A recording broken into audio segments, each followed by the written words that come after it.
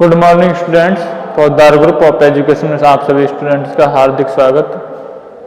देखो बेटे, हमारे पास में चल रहा था टॉपिक, हमारे पास में था फिनॉल, और फिनॉल में हम चल रहे थे फिनॉल की केमिकल रिएक्शन, जिनमें हम करा रहे थे आपको इलेक्ट्रॉन स्नेही प्रतिस्थापन अभिक्रिया के बारे में हम आपको बता रहे थे।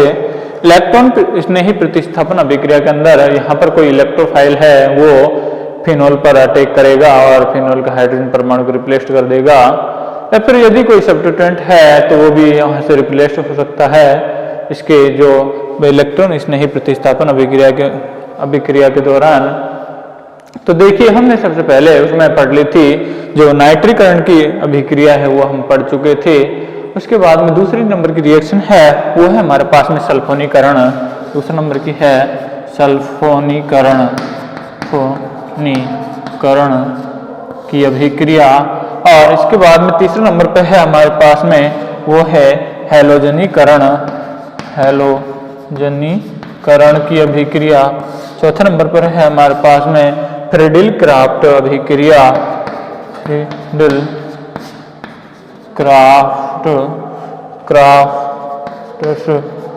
अभिक्रिया।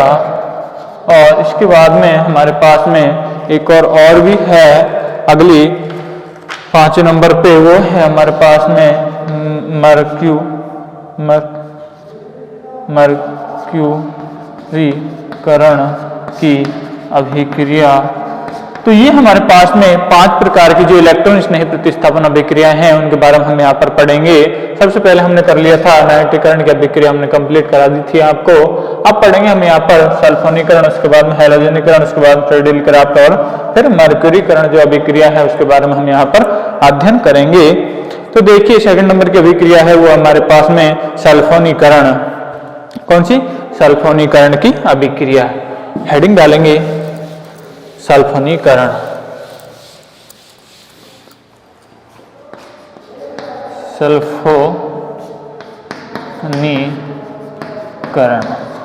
देखिए, सल्फोनीकरण की जो अभिक्रिया है इसके अंदर क्या होता है, हम सांद्र जो H2SO4 की रिएक्शन फिनॉल के साथ करवाते हैं, और जब हम करवाते हैं निम्न ताप पर तो ortho product is major product and at high temperature पर it give the para product as the major product. तो देखिए, हम केमिकल रिएक्शन लिखेंगे यहाँ पर। पहले एक लाइन लिखेंगे, फिनॉल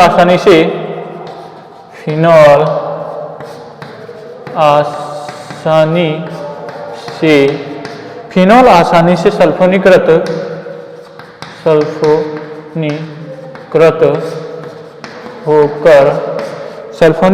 होकर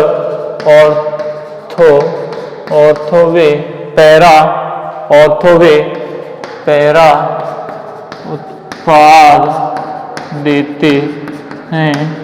तो देखिए, मैंने आपको बताया कि ऑर्थो और पैरा उत्पाद देते हैं। यहाँ पर जो निम्न ताप पर है ortho product is major product and at higher temperature with give the para product as the major product. तो देखिएगा, ये हमारे पास में फिनॉल, और फिनॉल की रिएक्शन हम करवाते हैं H2SO4 के H2SO4, ये हमें कंसंट्रेट H2SO4। इसकी रिएक्शन जब हमने करवाई, यदि तापमान लेते हैं हम यहाँ पर 15 से 20 डिग्री सेंटीग्रेड, तो देखिए इसके अंदर है जल का अणु यहाँ पर बाहर निकल जाता है, और यहाँ पर सल्फोनिक ग्रुप है वो यहाँ पर ऑर्थो स्थिति पर जुड़ता है। तो देखिए, ऑर्थो और पैरा स्थिति पर जुड़ता है, तो यहाँ पर SO3H, यहाँ पर फिनोलिक ग्रुप, यहाँ पर उसके बाद में पैरा प्रोडक्ट है वो भी यहाँ पर है जो OH SO3H। तो ये है हमारे पास में ऑर्थो व्युत्पन्न जो कि मेजर प्रोडक्ट मुख्य उत्पाद के रूप में यहाँ पर बनता है, जबकि ये माइनर प्रोडक्ट के रूप में, साइड प्रोडक्ट के रूप में यहाँ पर निकलता है। और यदि इसी रिएक्शन को मैं करवाता हूँ H2SO4 के साथ कंसंट्रेट H2SO4 और टेम्परेचर में यदि लूँ मैं 100 से 150 डिग्री सेंटीग्रेड, तो ये जो रिएक्शन है इसके दौरान है यहाँ पर para product is major product and ortho product is minor product के रूप में यहाँ पर बनता है। साथ में बनेगा पैरा प्रोडक्ट, ओ सॉरी और था SO3H ये क्या है? पैरा व्युत्पन्न, और ये ऑर्थो व्युत्पन्न। ये है मुख्य उत्पाद।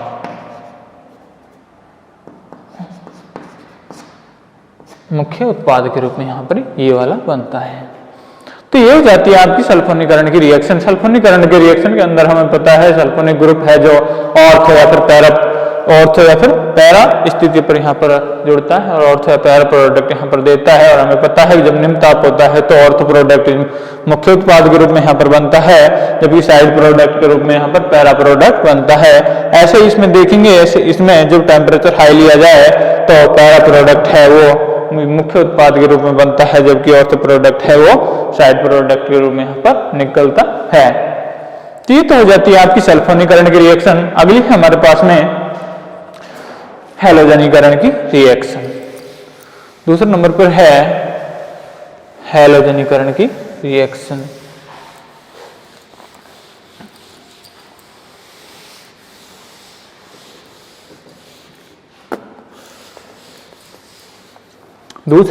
तीसरे नंबर की है वो है हैलोजनीकरण।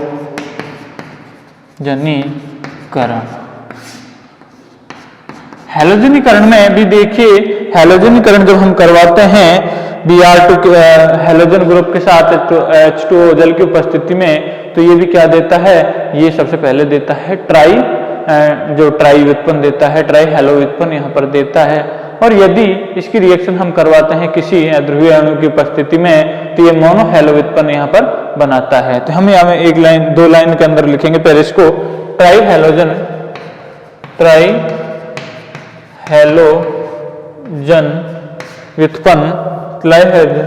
व्युत्पन्न बनते हैं। क्या बनते हैं? ट्राई हैलोजन व्युत्पन्न यहाँ पर बनते हैं। इस प्रक्रिया में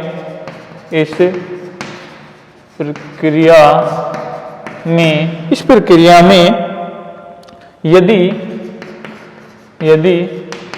कोई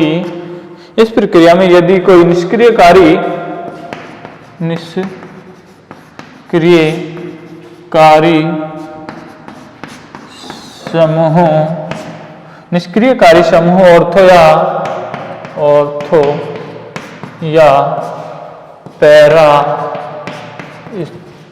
स्थिति पर उपस्थित है तो वह यदि पैरा स्थिति पर उपस्थित हो तो वह विस्था हैलोजन द्वारा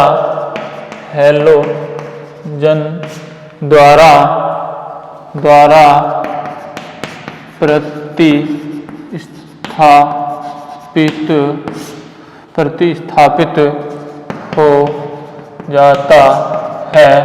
तो यदि हमारे पास में यदि कोई निष्क्रियकारी समूह का मतलब यहाँ पर है कि कोई इलेक्ट्रॉन विड्रॉइंग ग्रुप यदि उसके पास में जुड़ा हुआ है ऑर्थो और पैरा स्थिति पर, तो हैलोजन ग्रुप है वो उसको डिस्प्लेस्ड कर देता है। देखिए मैं एग्जांपल के द्वारा इसको समझेंगे।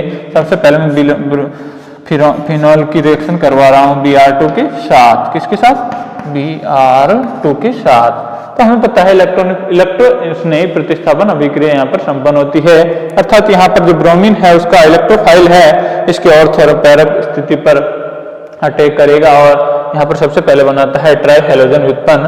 तो देखिए यहाँ पर इसकी रिएक्शन करवाई तो यहाँ पर बनेगा ट्राई हैलोजन व्युत्पन्न। और हमें पता है ये ऑर्थो और पैरा स्थिति पर ही है जो इलेक्ट्रोफाइल को जोड़ पाता है। Br ये क्या है? ट्राई हैलोजन व्युत्पन्न। ट्राई हैलो व्युत्पन्न किसका है? ट्राई हैलो व्युत्पन्न, फिनॉल का ट्राई हैलो व्युत्पन्न। यदि मैं फिनॉल पर कोई निष्क्रियकारी समूह यदि उपस्थित है ऑर्थो या पैरा स्थिति पर, मान लीजिए सल्फोनिक ग्रुप यहाँ पर उपस्थित है, तो इसकी रिएक्शन में यदि Br2 के साथ करवाऊं जल की उपस्थिति में तो ये यहाँ पर भी साइड प्रोडक्ट के रूप में निकलता है 3HBr। और यहाँ पर जब हम इसकी रिएक्शन करवाओ तो निष्क्रिय कार्य समूह को भी है प्रतिस्थापित कर देता है क्या, हैलोजन ग्रुप। तो यहाँ पर भी ट्राई हैलो उत्पन्न है, यहाँ पर बनेगा ये OH इस प्रकार से। ये भी क्या है, ट्राई हैलो व्युत्पन्न। तो ये तो हो जाती है यदि हम हैलोजन की रिएक्शन सीधी फिनोल के साथ करवाते हैं तो ट्राई हैलो व्युत्पन्न बनाता है। और यदि हैलोजन की रिएक्शन फिनोल के साथ किसी अध्रुवीय विलायक की उपस्थिति में करवाया जाए तो यहाँ पर मोनो सब्स्टिट्यूटेड उत्पन्न, मोनो व्युत्पन्न है, मोनो हैलोजन व्युत्पन्न यहाँ पर बनता है। तो देखिए इसको उतार लीजिए, आगे है एक लाइन में और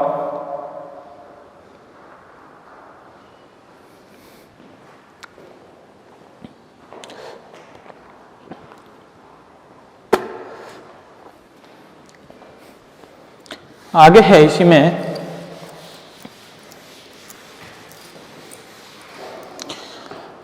एक लाइन में लिखेंगे फिनोल के मोनो हैलोजन व्युत्पन्न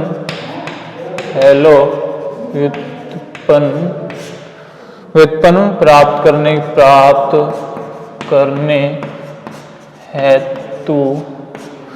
करने हेतु हैलोजनीकरण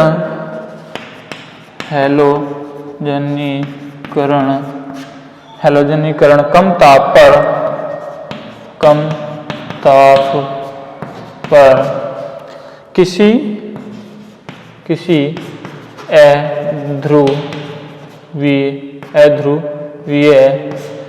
अध्रुवीय विलायक जैसे CCl4 टेट्राक्लोरोकार्बन की उपस्थिति में कराया जाता है। तो देखिए यहाँ पर यदि हम हैलोजनीकरण की रिएक्शन करवाएं किसी अध्रुवीय विलायक की उपस्थिति में और निम्न टेम्परेचर पर, तो यहाँ पर बनेगा मोनो हैलोजन व्युत्पन्न। और मोनो हैलोजन व्युत्पन्न के अंदर ऑर्थो प्रोडक्ट मुख्य उत्पाद के रूप में बनता है, जबकि पैरा प्रोडक्ट है यहाँ पर साइड प्रोडक्ट के रूप में ही बनता है। तो देखिए ये हमारे पास में फिनोल, इसकी रिएक्शन करवाई मैंने Br2 के साथ और यहाँ पर मैं ले रहा हूँ CCl4। तो हमें पता है कि यहाँ पर मोनो हैलोजन उत्पन्न यहाँ पर बनेगा Br, ये OH, ये यहाँ पे हमें पता है ऑर्थो और पैरा प्रोडक्ट ही यहाँ पर दोनों बनते हैं इलेक्ट्रॉन स्नेही प्रतिस्थापन अभिक्रिया के दौरान। तो ये क्या है, ऑर्थो व्युत्पन्न, ये है हमारे पास में पैरा व्युत्पन्न। तो ये तो हमारे पास में हैलोजनीकरण की रिएक्शन कंप्लीट होती है। अगला है हमारे पास में फ्रेडेल-क्राफ्ट अभिक्रिया। फ्रेडेल-क्राफ्ट अभिक्रिया हम करवाएंगे आगे, तो इसको उतार लीजिए।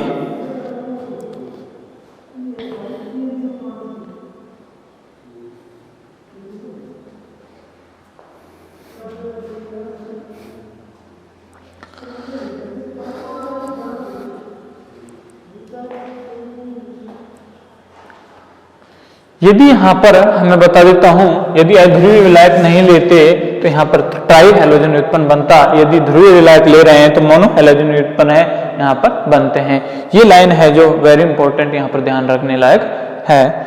अगली है हमारे पास में फ्रेडेल-क्राफ्ट अभिक्रिया, चौथे नंबर की है हमारे पास में फ्रेडेल-क्राफ्ट अभिक्रिया। और फ्रेडेल-क्राफ्ट अभिक्रिया के दौरान हमें पता है कि या तो एल्किलीकरण होगा फिनोल का या फिर होगा एसिलीकरण। क्या होगा, या तो एल्किलीकरण, ये चौथा नंबर की है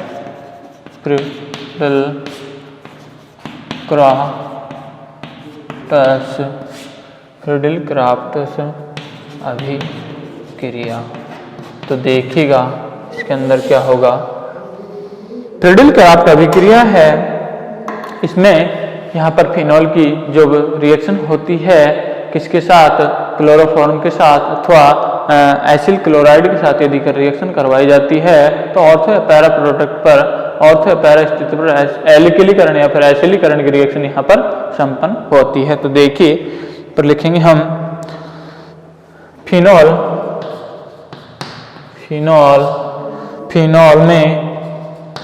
फिनॉल में फ्रीडिल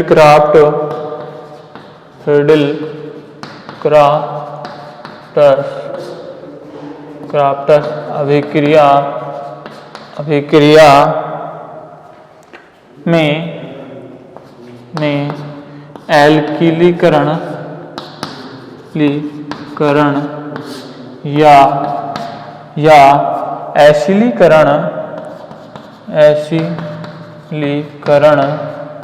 एल्किलीकरण या एसिलीकरण दोनों प्रकार की अभिक्रियाएं संपन्न होती हैं।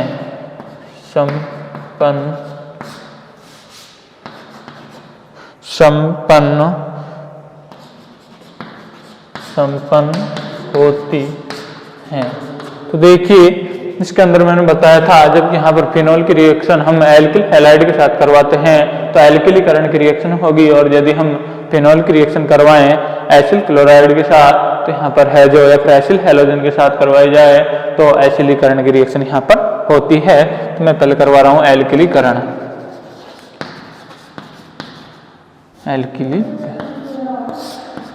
एल्किलीकरण की रिएक्शन में हम देखेंगे यहाँ पर फिनॉल की रिएक्शन करवाई जाती है एल्किल हैलाइड के साथ। ये मान लीजिए CH3Br के साथ मैं रिएक्शन करवा रहा हूँ। ये रिएक्शन करवाई जाती है लुईस अम्ल की AlCl3 लुईस अम्ल की उपस्थिति में। तो यहाँ पर देखिए ऑर्थो स्थिति पर ये है जो इस प्रकार से डिस्प्लेस्ड कर जाता है इलेक्ट्रोफाइल। ये न्यूक्लियोफाइल होता है फिनॉल और ये इलेक्ट्रोफाइल के रूप में काम करता है। इलेक्ट्रोफिलिक सब्स्टिट्यूशन रिएक्शन यहाँ पर संपन्न हो जाती है।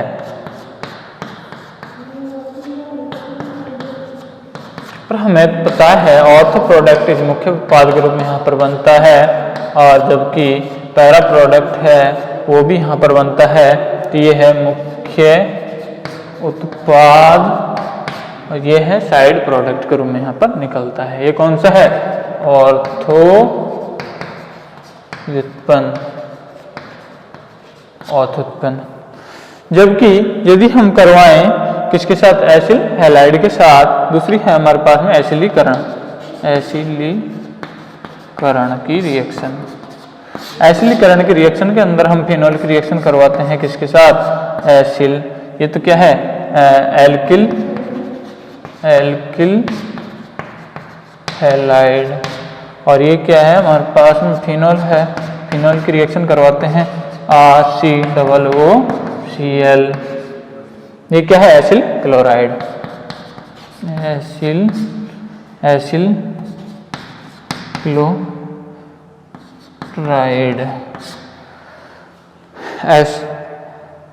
इसको एसाइल बोलते हैं, सॉरी है ना,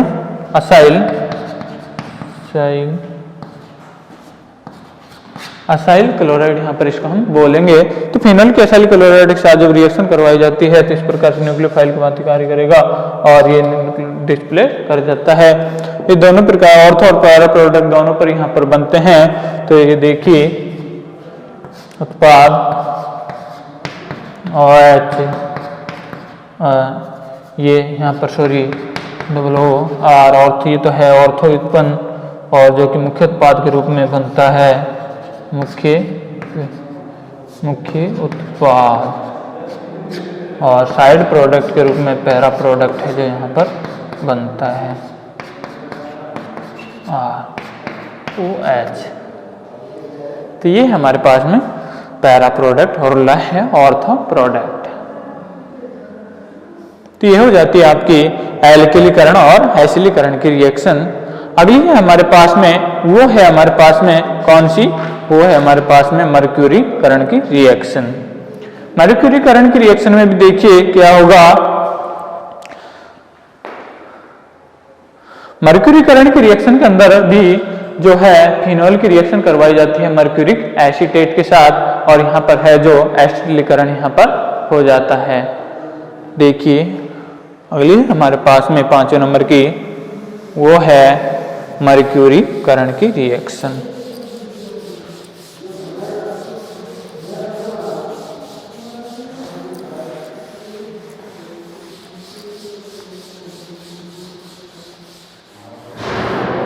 अगली है हमारे पास में मर्क्यूरीकरण, 5वें नंबर की है मर्क्यूरीकरण।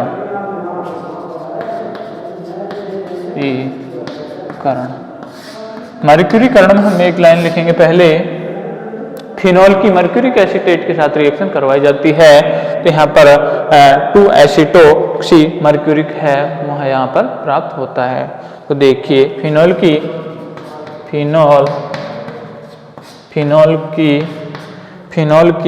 मर्क्यूरिक एसीटेट के साथ मर्क्यूरिक एसीटेट के साथ क्रिया कराने पर मर्क्यूरिक एसीटेट के साथ क्रिया कराने पर 2 एसीटोक्सी मर्क्यूरी 2 एसीटोक्सी मर्क्यूरी मर्क्यूरिक बनता है। तो देखिए यहाँ पर हम लेंगे क्या, फिनॉल, ये क्या है फिनॉल, और फिनॉल की रिएक्शन करवा रहे हैं हम मर्क्यूरिक एसीटेट। मर्क्यूरिक एसीटेट का रासायनिक फॉर्मूला होता है CH3COO2Hg। तो देखिए जब ये इसकी रिएक्शन करवाई जाती है तो ये ऑर्थो प्रोडक्ट यहाँ पर ओनली ऑर्थो प्रोडक्ट यहाँ पर बनता है। ये न्यूक्लियोफाइल को भांति करता है, न्यूक्लियोफाइल इस पर अटैक करता है, एसिल ग्रुप को यहाँ पर लेके चला जाता है और बना देता है ऑर्थो प्रोडक्ट। तो देखिए OHCOO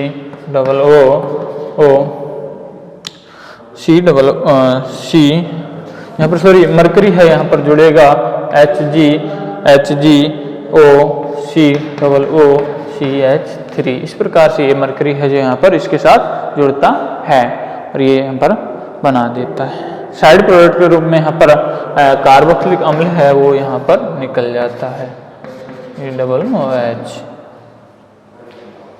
इसको कहेंगे हम 2 एसीटोक्सी मर्क्यूरिक, क्या है 2 एसीटोक्सिक मर्क्यूरी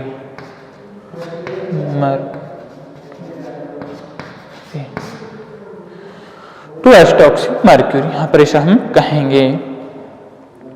तो ये तो हो जाती हैं इलेक्ट्रॉन स्नेही प्रतिस्थापन अभिक्रिया हैं जो फिनॉल की वो होती है यहाँ पर खत्म। इसके बाद में है हमारे पास में फिनॉल की कुछ महत्वपूर्ण विधियां, फिनॉल की कुछ विशिष्ट अभिक्रियाएं, फिनॉल की कुछ इंपॉर्टेंट रिएक्शन है, अदर इंपॉर्टेंट रिएक्शन वो यहाँ पर हम देखेंगे।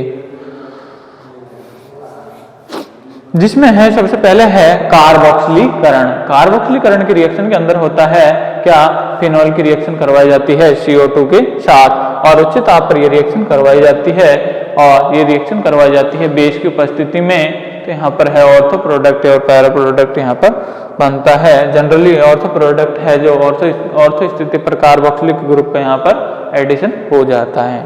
तो देखिए आगे है हमारे पास में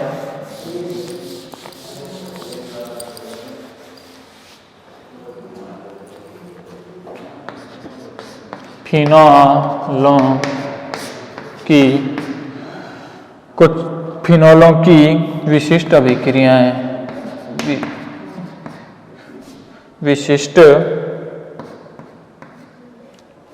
फिनॉलों की महत्वपूर्ण अभिक्रियाएं। ठीक है, इसके अंदर पहला है सबसे पहले हमारे पास में कार्बोक्सिलीकरण।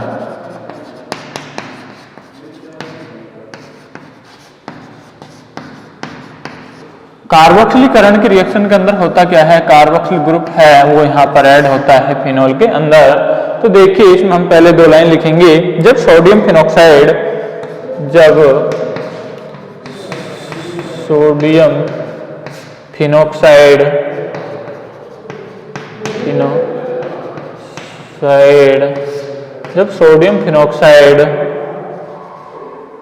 सोडियम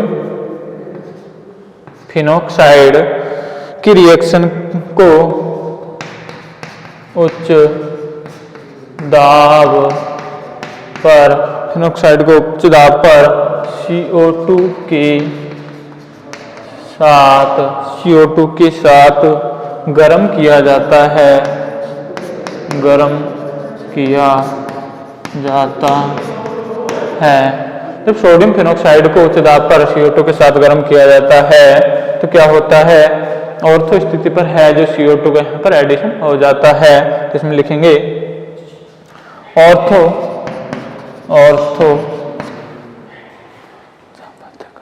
बता दीजिए, ऑर्थो स्थिति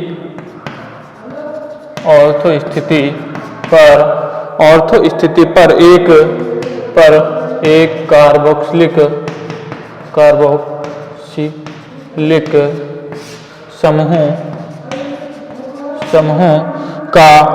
समूह का योग होता है, कार्बोक्सिलिक जो समूह का योग होता है और सैलिसिलिक अम्ल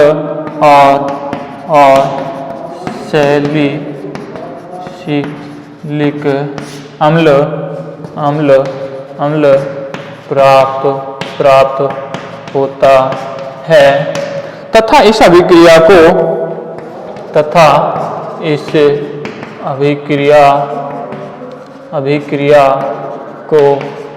कोल्बे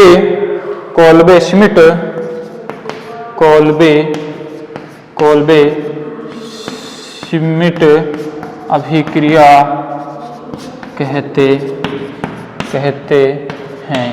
इसको हम कोल्बे श्मिट अभिक्रिया के नाम से यहाँ पर इसको जानते हैं। तो देखिए इसके अंदर होता क्या है, फिनॉल है, उसकी रिएक्शन है, हम करवाते हैं सोडियम हाइड्रोक्साइड के साथ, और सोडियम हाइड्रोक्साइड के साथ जब करवाई जाती है तो बनता है सबसे पहले सोडियम फिनॉक्साइड। और इसको जब सोडियम फिनॉक्साइड को उच्च दाब पर CO2 के साथ गर्म किया जाता है तो एक जो कार्बोक्सिलिक समूह है उसका योग हो जाता है ऑर्थो स्थिति पर, और हमें प्राप्त होता है सैलिसिलिक अम्ल इस अभिक्रिया के दौरान प्राप्त होता है। और इस अभिक्रिया को हम जानते हैं कोल्बे श्मिट अभिक्रिया के नाम से हम इसे जानते हैं। तो देखिए इसकी केमिकल रिएक्शन किस प्रकार से होगी। ये है हमारे पास में सोडियम फिनॉक्साइड, ये क्या है सोडियम फिनॉक्साइड, इसकी रिएक्शन करवा रहा हूं मैं CO2 के साथ। रिएक्शन करवाई जाती है उच्च ताप होता है यहाँ पर 130 डिग्री से 150 डिग्री सेंटीग्रेड टेम्परेचर, और ये 5 से 7 ATM जो दाब होता है, 5 से 7 एटमॉस्फेरिक दाब यहाँ पर होता है। तो क्या बनेगा यहाँ पर बनेगा ऑर्थो स्थिति है उस पर जो कार्बोक्सिलिक ग्रुप है उसका योग हो जाता है OH, ये यहाँ पर योग हुआ और यह यहाँ पर इस प्रकार से होता है। अब इसकी रिएक्शन में करवा देता हूँ HCl अम्ल के साथ। HCl अम्ल के साथ जब रिएक्शन करवाई तो H+ इस पर अटैक कर जाता है और ये सोडियम हाइक्लोराइड के साथ निकल जाता है और बना देता है सैलिसिलिक अम्ल OH, COOH, और यहाँ पर निकल गया NaCl। इसको हम यहाँ पर कहेंगे सैलिसिलिक अम्ल,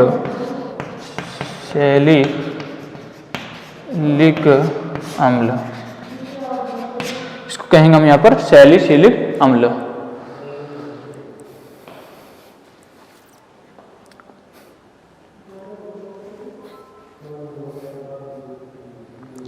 तो ये हो जाती है हमारे पास में कार्बोक्सिलीकरण की अभिक्रिया। अगली है हमारे पास में वो है क्लेजन, और दूसरी है उसके बाद में अगली वो है गाटरमान संश्लेषण। उसके बाद में है हमारे पास में एक और हॉर्स अभिक्रिया। 3-4 अभिक्रिया यहाँ पर अभी और बची हुई हैं इसकी, वो भी लास्ट क्लास के अंदर खत्म करा देंगे। तो ये देख लीजिए कार्बोक्सिलीकरण की अभिक्रिया है